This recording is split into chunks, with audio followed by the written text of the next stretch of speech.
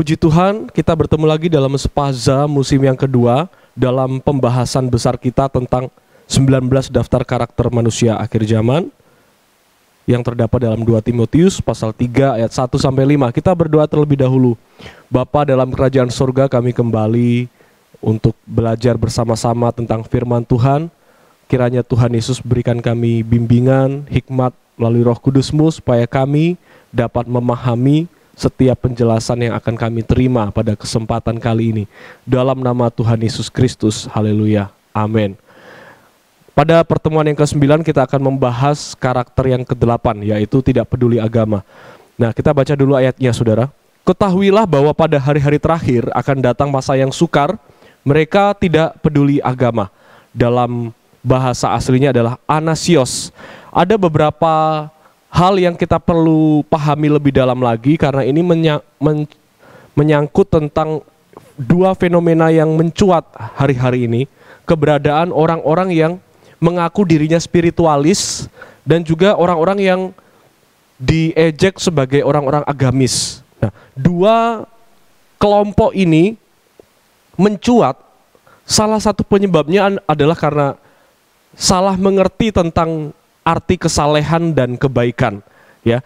Dan itu sebabnya ada dua hal yang akan kita bahas pada pertemuan ini. Bagian pertama kita akan melihat dulu, ya, anasios. Anasios itu kata asli dari tidak peduli agama. Ya, kita perlu memahami anasios ini melalui konteks yang ada, sebagaimana yang sudah saya sebutkan pada pertemuan-pertemuan sebelumnya.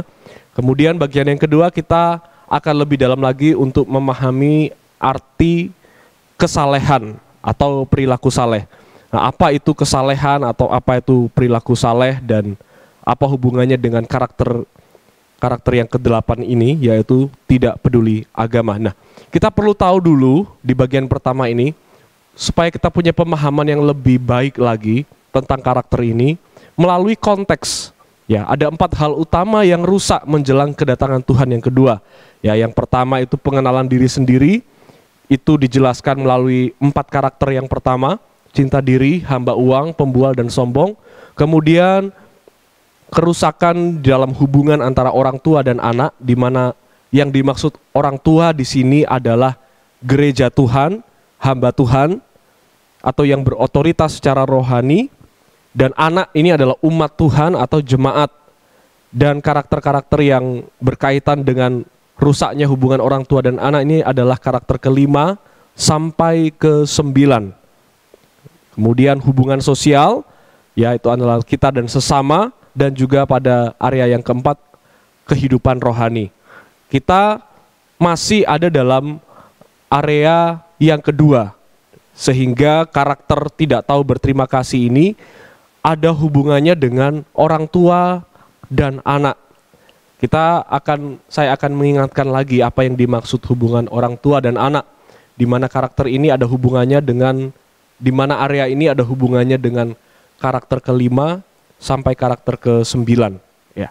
Orang tua yang seperti yang sudah kita pelajari pada pertemuan sebelumnya, itu adalah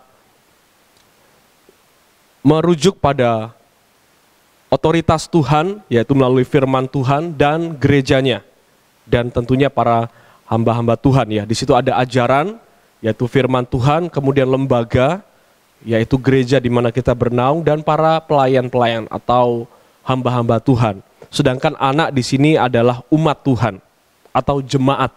Nah, ini yang dijelaskan dalam karakter ke-5 sampai ke-9, atau hubungan orang tua dan anak ini rusak dijelaskan melalui karakter ke-5, ke-6, ke-7, ke-8, dan ke-9. Sedangkan tidak peduli agama ini adalah karakter yang ke-8, berarti masih ada hubungannya antara orang tua dan anak. Saudara, nah hubungan ini menjadi rusak. Ya, antara umat dengan Tuhan, antara orang percaya dengan imannya, antara jemaat dengan gereja, antara umat dengan hamba Tuhan, dengan kebenaran firman Tuhan itu menjadi rusak. Ya, digambarkan melalui karakter-karakter pemfitnah, kemudian pemberontak, tidak tahu terima kasih, tidak peduli agama, dan tidak tahu mengasihi. Pertemuan yang ke-8 kita sudah bahas tidak tahu terima kasih. Dan pertemuan yang ke-9 kita akan membahas tidak peduli agama. Apa yang dimaksud anasios atau tidak peduli agama ini, saudara? Saya kutip beberapa pernyataan teolog John Giles. Dia berkata, saudara, anasios adalah mereka, atau di situ merujuk kepada umat Tuhan, jemaat Tuhan yang melepaskan diri dari kepemimpinan gereja sebagai bapak rohani mereka. Nah, ini yang saya katakan kenapa karakter ke-5 sampai ke-9 itu ada kaitan antara jemaat dan hamba Tuhan atau antara umat dan gereja, karena ini menjelaskan menjelaskan ketegangan antara hubungan orang tua dan anak. Salah satunya adalah anasios. Orang-orang yang tidak peduli agama di sini adalah yang dimaksud mereka yang melepaskan diri dari kepemimpinan gereja sebagai bapak rohani atau orang tua mereka. Kemudian Albert Barnes di situ dia berkata, anasios adalah orang-orang yang melepaskan diri dari kewajiban mereka kepada Tuhan. Nah, ini kita perlu berikan pemahaman lebih dalam lagi. Ini menghantar kita untuk memahami apa arti kesalehan, ya. Anasios adalah orang yang melepaskan diri dari kewajiban mereka kepada Tuhan. Johann Albrecht Bengel, di situ saya kutip, saudara, pernyataan beliau seperti ini, ya. Semakin dekat kedatangan Tuhan, jumlah jemaat di dalam gereja yang punya karakter-karakter seperti yang ada dalam 2 Timotius pasal 3 ayat 2-3 akan semakin lebih besar, akan semakin lebih tinggi dari sebelumnya.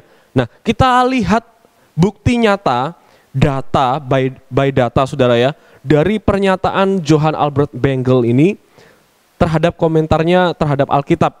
Saya kutip Barna Research, ya, di situ saya ingin menjelaskan tentang anasios. Anasios itu orang yang tidak peduli dan menolak semua bentuk kesalehan Kristen yang diajarkan gereja. Nanti saya berikan sedikit arti kata anosios itu, ya. Di sini saya ingin menampilkan riset Barna. Jumlah orang Kristen yang meninggalkan gaya hidup saleh sebagai orang Kristen atau church dropouts itu dalam rentang waktu tertentu menunjukkan tren kenaikan.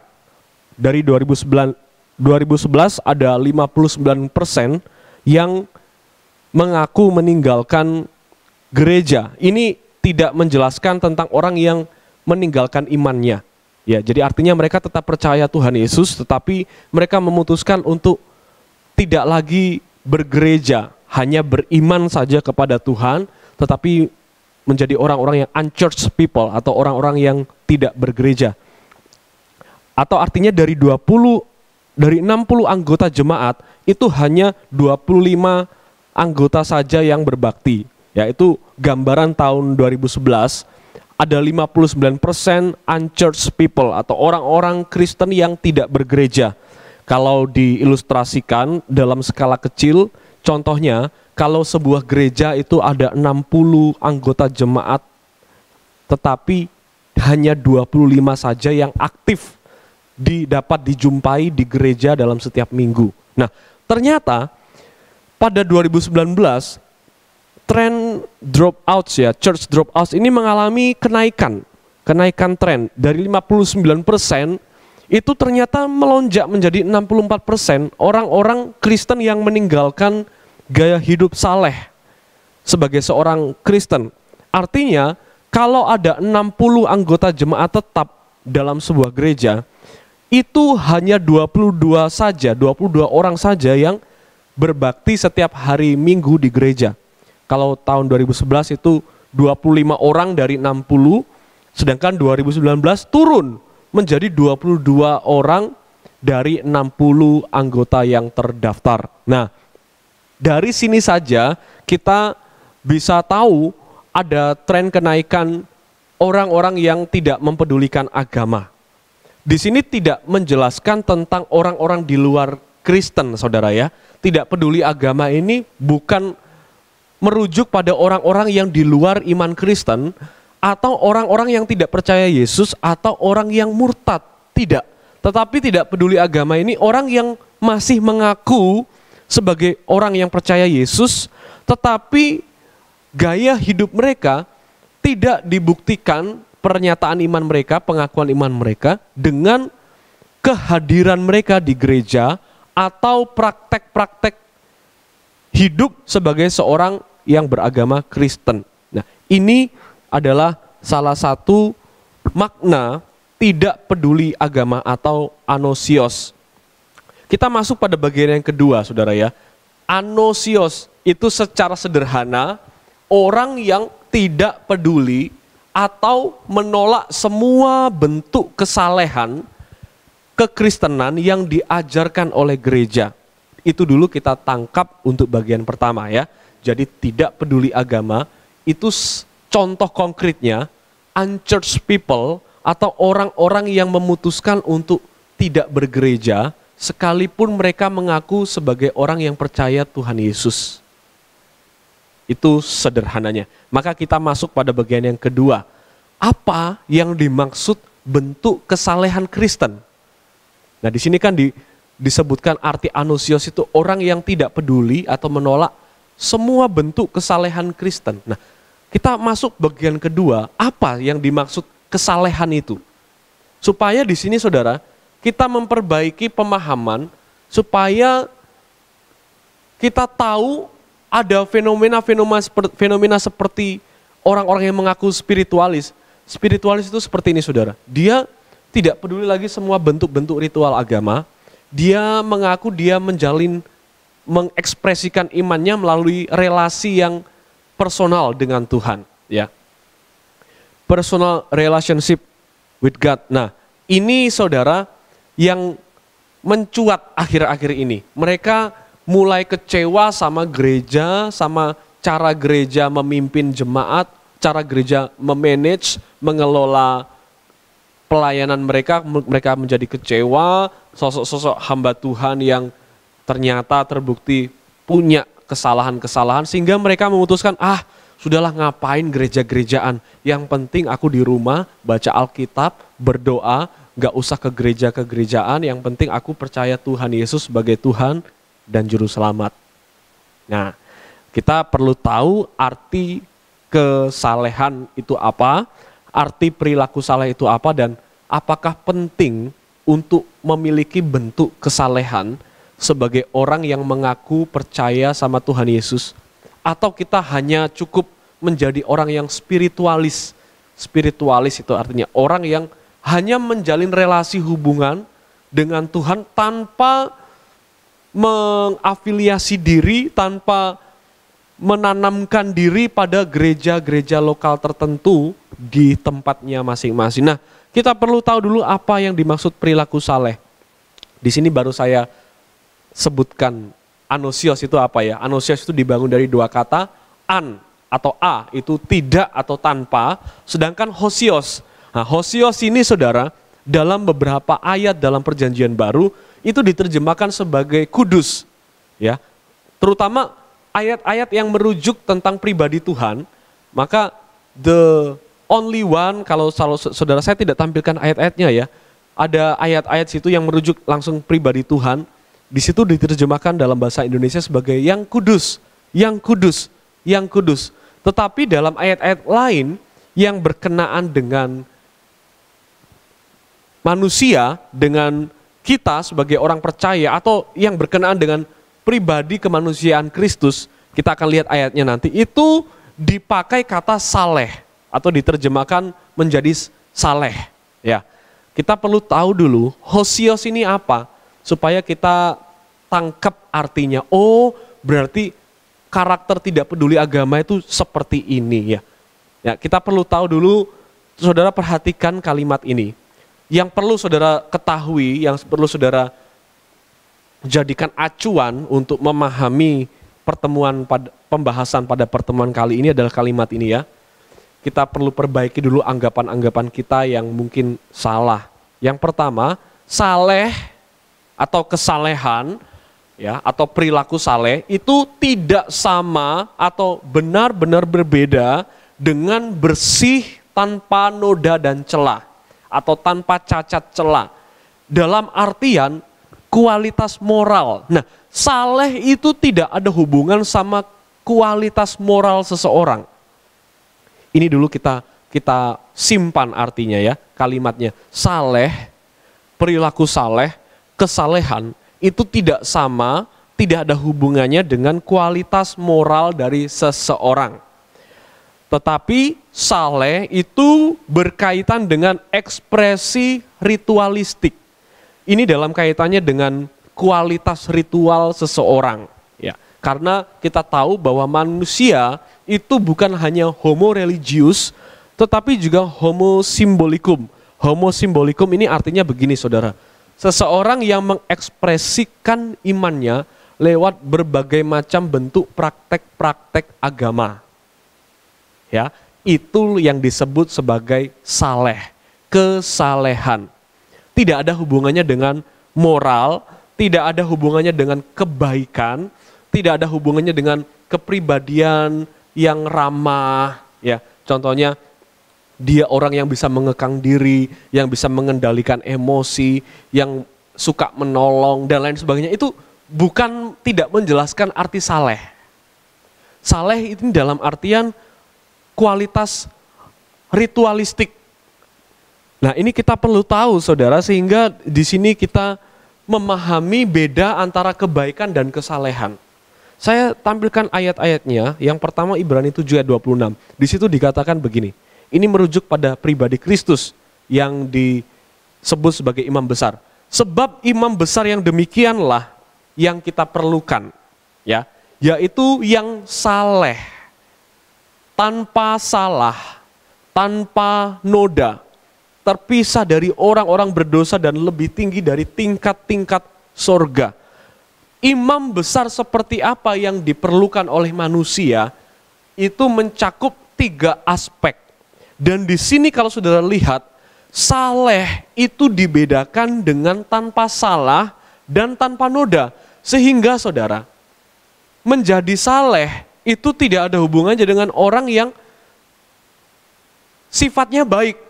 Berbeda, karena menjadi saleh itu ada hubungannya dengan menjadi orang-orang yang mempraktikkan ritual-ritual keagamaan. Nah, dalam ayat ini berarti imam besar kita itu juga melihat aspek ritualistik.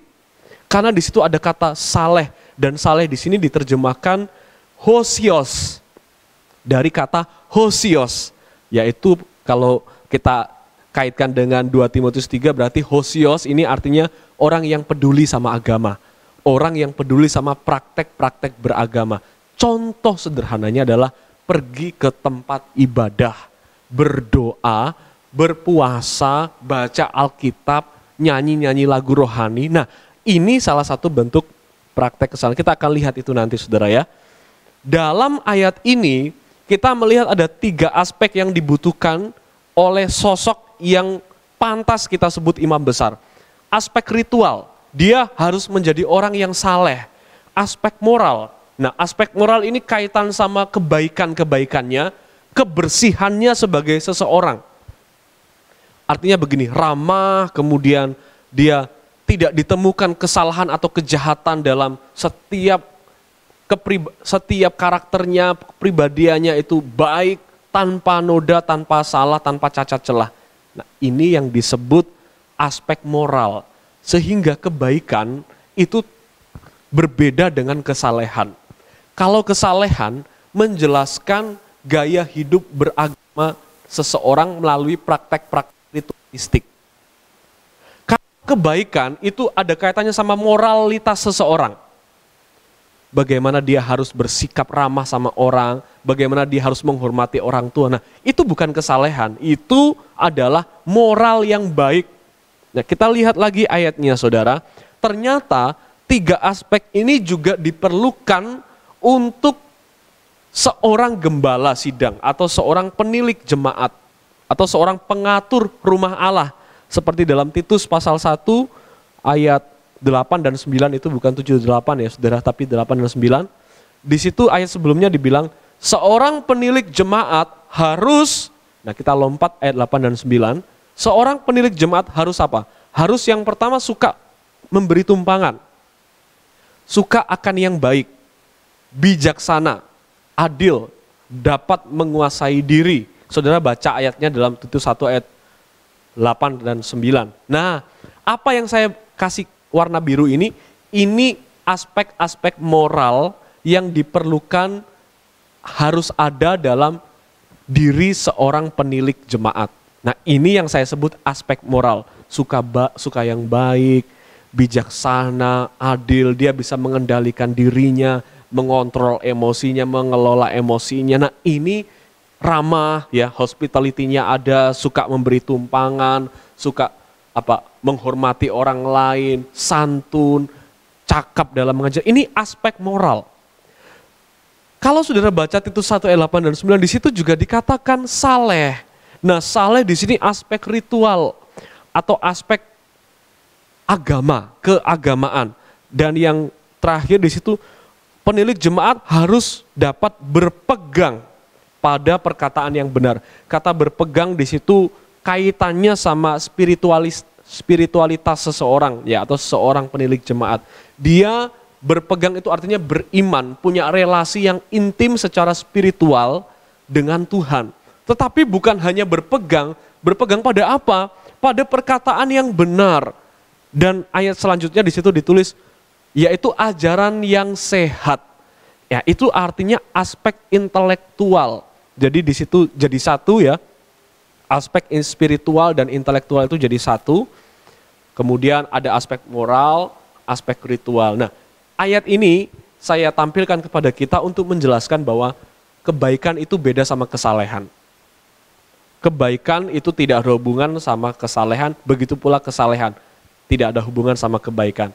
Contohnya, saudara, maksud dalam pengertian lainnya, orang yang baik belum tentu saleh. Orang yang saleh belum tentu baik. Karena baik dan saleh itu dua hal yang berbeda. Sampai di sini kita dapat mengikuti. Saya sedikit pelan-pelan supaya kita memahaminya. Kemudian dengan pengertian ini, baik itu beda sama saleh, baik itu hubungannya moral, saleh itu hubungannya sama ritual, ya, hubungannya dengan kewajiban-kewajiban beragama, praktek-praktek beragama. Dari pengertian ini kita masuk kepada 2 Timotius pasal 3 tadi.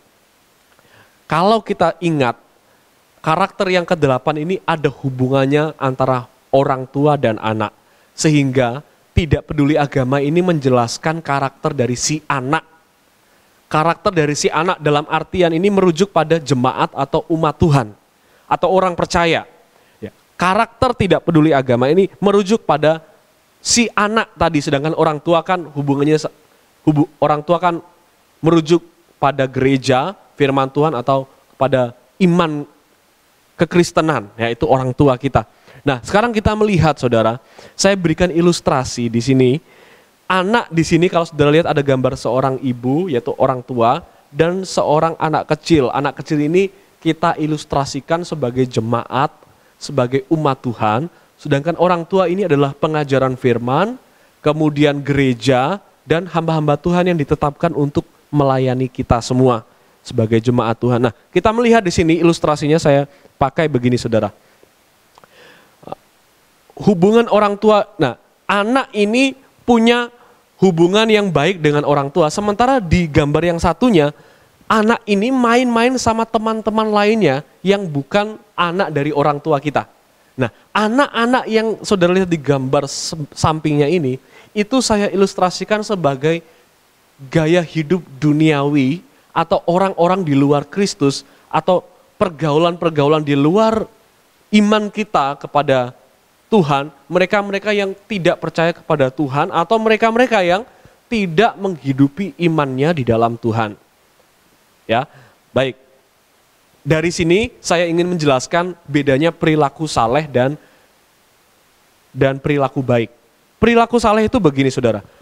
Segala sesuatu yang kita kerjakan karena hubungan kita dengan Tuhan dan gereja dan gerejanya. Maka ini ada kaitan dengan praktek-praktek agama. Ya, melayani Tuhan di gereja, menjadi seorang pelayan Tuhan di gereja, jabatan-jabatan gerejawi, hadir dalam gereja, kemudian setia ke gereja, berdoa, menyembah Tuhan, baca Alkitab, dan lain sebagainya. Nah, ini adalah kesalehan. Segala sesuatu yang kita kerjakan karena hubungan kita dengan Tuhan dan gerejanya. Ya, ini namanya perilaku saleh. Sementara perilaku baik adalah ada hubungannya dengan moral kita, kebaikan kita. Kebaikan ialah segala sesuatu yang kita kerjakan karena hubungan kita dengan sesama. Ya, entah itu pasangan kita, orang tua, keluarga, teman. Loyal kepada teman kita, solid sama teman kita, entah di sekolah, di kantor, sama keluarga besar kita. Nah, ini kebaikan.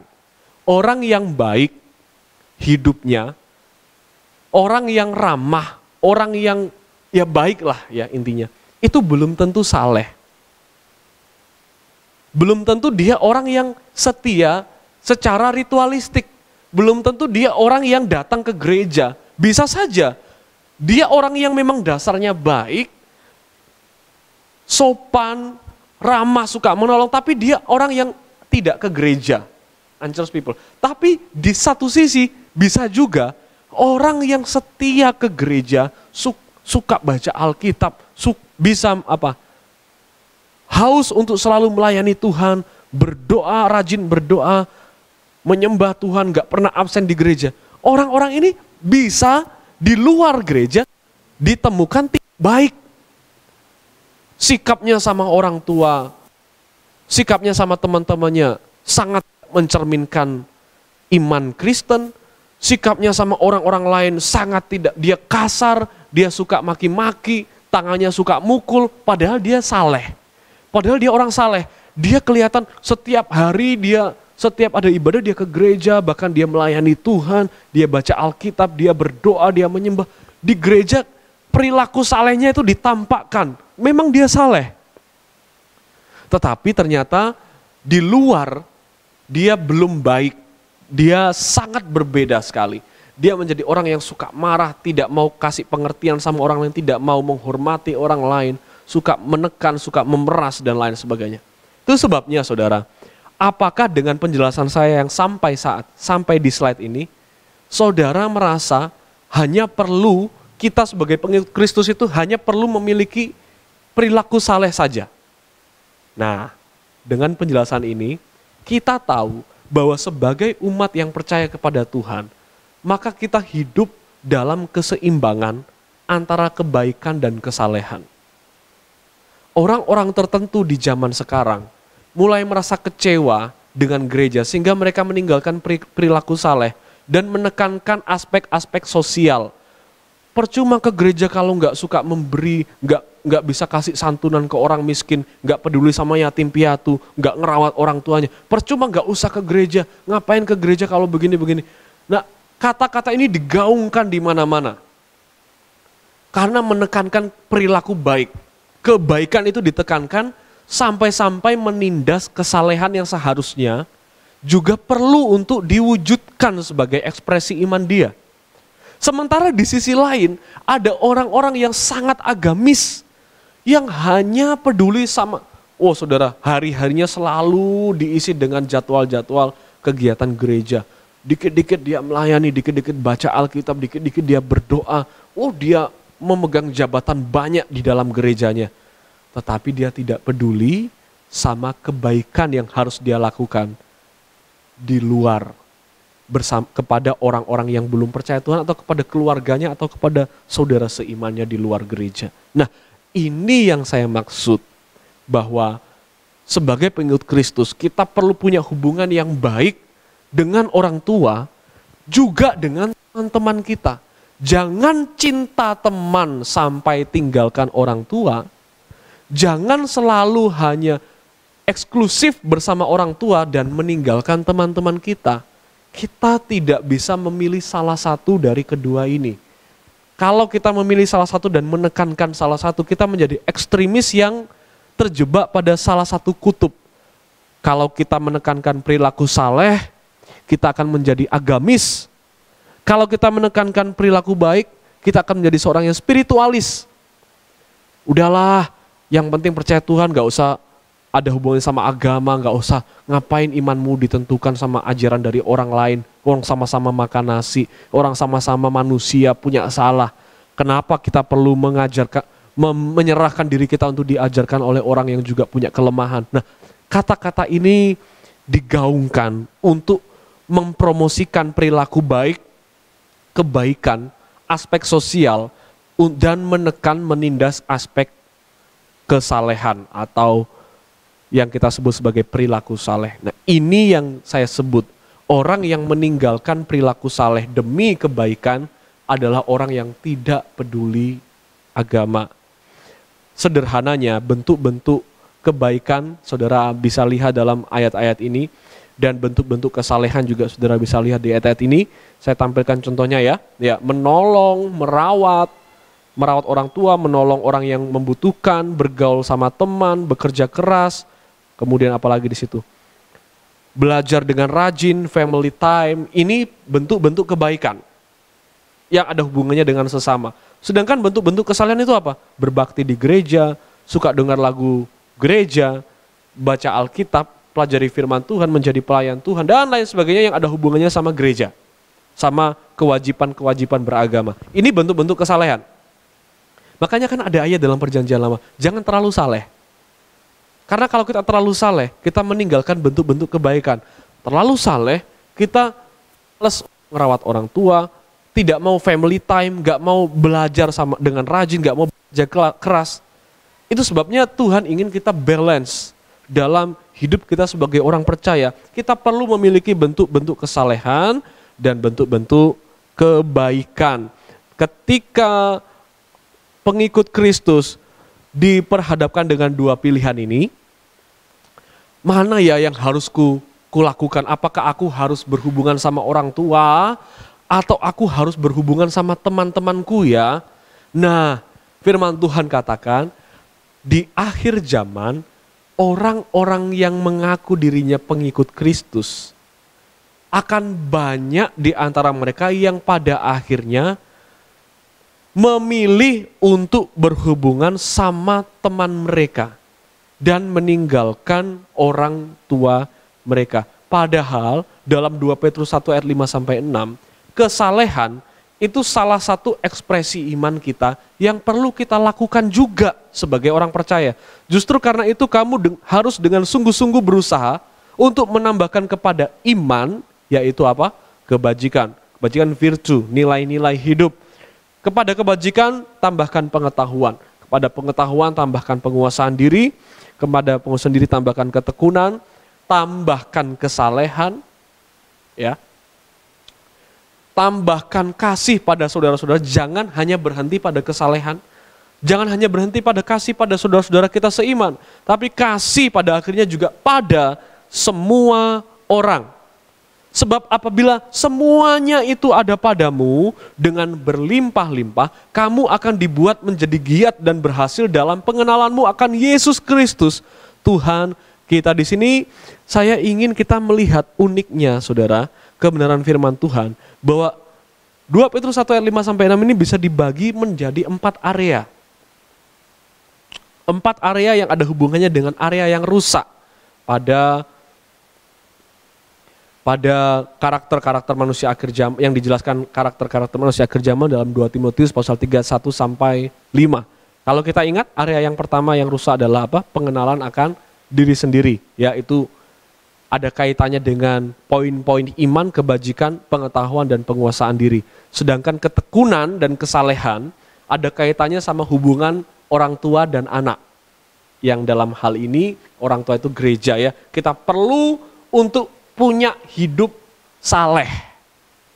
Bukan hanya kita menjadi orang yang menerapkan nilai-nilai firman Tuhan secara sosial saja. Oh saya saya nggak usah ke gereja, nggak usah kasih persembahan, yang penting saya ini pakai uang saya untuk nolong orang tua, untuk nolong orang miskin.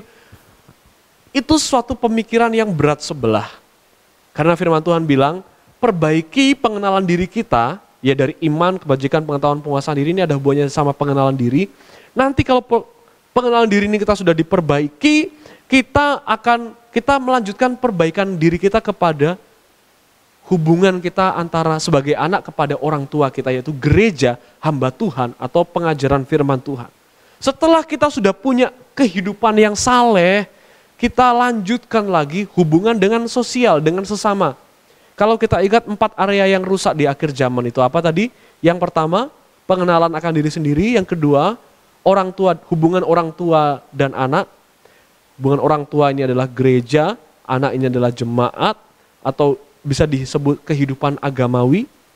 Itu juga area yang rusak. Dan yang ketiga, saudara, adalah hubungan sosial. Hubungan kita dengan sesama itu rusak. Tetapi kalau kita melakukan 2 Petrus 1 ayat 5-6, step by step kita tambahkan iman kita, kebajikan, penguasaan diri, ketekunan, salehan, kasih. Nah, kita akan mencapai poin yang memperbaiki area yang keempat. Ya, area yang keempat itu ada hubungannya dengan kehidupan rohani kita akan menjadi berhasil di dalam pengenalan kita akan Kristus Yesus. Ini sungguh sesuatu yang luar biasa, saudara. Bahwa ternyata juga ini bisa dikaitkan dengan 2 Timotius pasal 3 ayat 1-5. Dalam kaitannya dengan karakter-karakter yang rusak tadi, ini antitesisnya.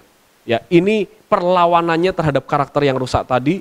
Kita bisa membenahi dengan iman, tetapi tidak cukup iman, perlu ditambahkan iman kita ini kebajikan. Perlu tambahkan kebajikan kita ini pengetahuan, penguasaan diri, perlu tambahkan penguasaan diri kita ini, perlu tambahkan ketekunan, perlu ditambahkan kesalehan, baru kasih pada semua orang, dan kasih pada saudara, dan kasih pada semua orang. Apabila semua ini ada pada kita dengan melimpah-limpah, kita akan dibuat gaya hidup kita ini berhasil dalam pengenalan kita kepada Tuhan.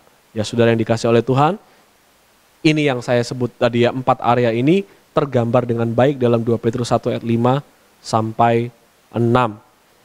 Tetapi ketahuilah bahwa hari-hari terakhir akan datang masa yang sukar. Mereka tidak peduli dengan agama. Artinya orang-orang Kristen zaman sekarang atau semakin dekat kedatangan Tuhan akan semakin melirik teman mereka dan meninggalkan orang tua mereka. Mereka akan lebih memilih hidup dengan teman-teman mereka sehingga mereka meninggalkan kesalehan-kesalehan yang seharusnya mereka juga lakukan. Mereka lebih memilih atas nama kebaikan, atas nama humanisme, atas nama kemanusiaan, atas nama kesetaraan. Mereka meninggalkan perilaku saleh. Mereka meninggalkan semua bentuk-bentuk kesalehan. Nah, untuk apa sih kita ke gereja? Untuk apa baca Alkitab? Untuk apa kita kasih persembahan kita untuk gereja? Untuk apa kita melayani Tuhan di gereja kalau kita nggak bisa melayani orang tua? Kalau kita nggak bisa melayani orang yang miskin, nggak mau ngasih orang-orang yang membutuhkan di luar sana. Untuk apa kita memuji Tuhan di gereja dengan lagu-lagu yang indah kalau di luar mulut kita masih suka maki-maki, masih suka. Kita sedang diarahkan oleh spirit zaman ini untuk meninggalkan bentuk-bentuk kesalehan, untuk meninggalkan orang tua kita dan pergi kepada teman-teman kita di luar persekutuan orang percaya. Percayalah bahwa gaya hidup yang seperti ini tidak akan membawa apa-apa dalam pengenalan kita kepada Tuhan Yesus. Gaya hidup yang sangat-sangat antroposentris, yang sangat-sangat over humanis, akan cenderung mengabaikan semua bentuk-bentuk kesalehan. Dan ini sangat berbahaya. Dan orang-orang inilah yang disebut anosios. Orang-orang yang tidak peduli lagi sama agama. Kita akan sering menjumpai argumen-argumen dari orang yang malas ke gereja. Untuk apa datang gereja? Untuk apa? Yang penting aku percaya Tuhan, yang penting aku percaya Tuhan. Mereka lah yang disebut sebagai anosios. Seharusnya ketika mereka percaya sebagai Kristus, kepada Tuhan kepada Yesus sebagai Kristus, sebagai Tuhan dan Juru Selamatnya, maka mereka juga menunjukkan gaya hidup saleh.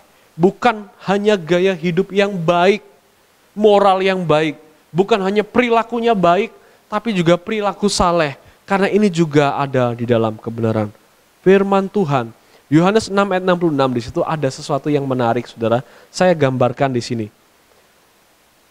Anak yang lebih suka sama bapak atau yang tidak mau meninggalkan bapaknya, tapi ada juga anak-anak yang akhirnya meninggalkan orang tuanya. Yohanes 6 ayat 66. Mulai dari waktu itu, banyak murid-muridnya mengundurkan diri dan tidak lagi mengikut dia.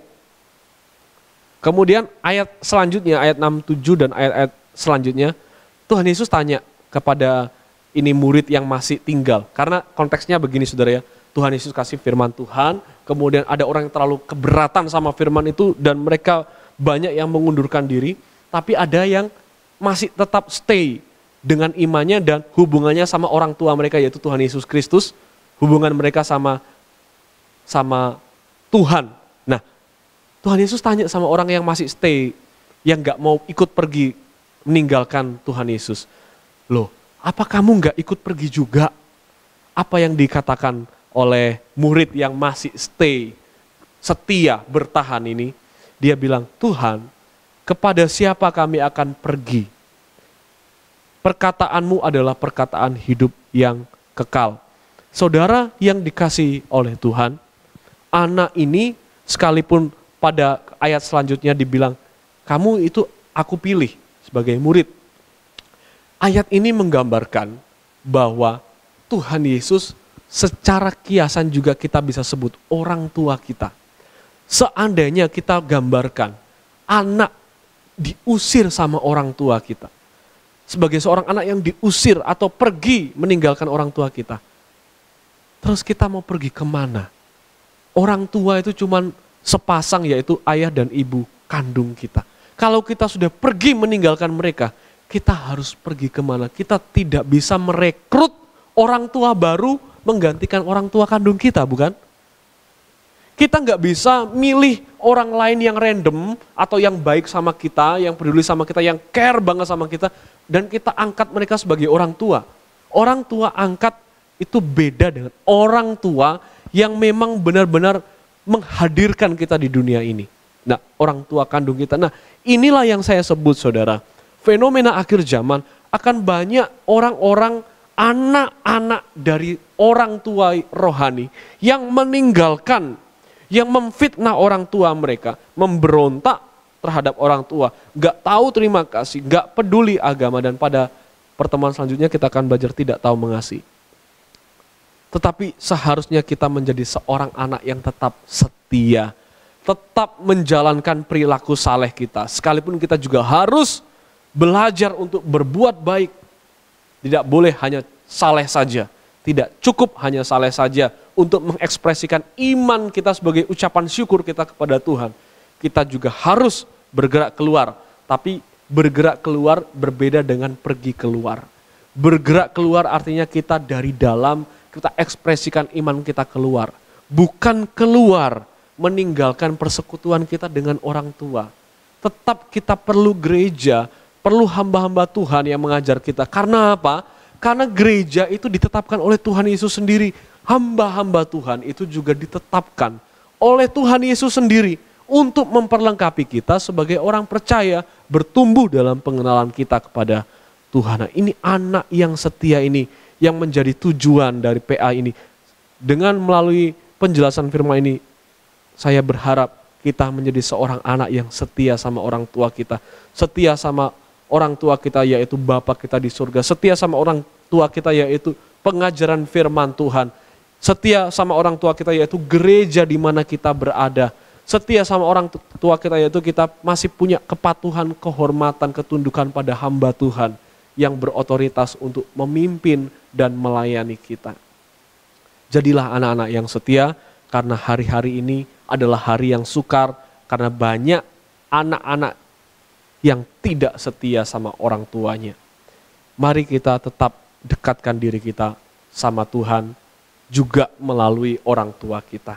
Dengan menampilkan selalu gaya hidup saleh, berbakti ke gereja, melayani Tuhan, tidak mengesampingkan hal-hal yang ritualistik, tidak mengesampingkan hal-hal yang saleh, tetapi juga tidak menutup mata sama kebaikan yang harus kita kerjakan dan lakukan untuk orang-orang yang di luar Tuhan. Kita punya dua tanggung jawab. sebagai bentuk ucapan syukur kita, mari kita menjadi pribadi yang semakin berkenan lagi di hadapan Tuhan.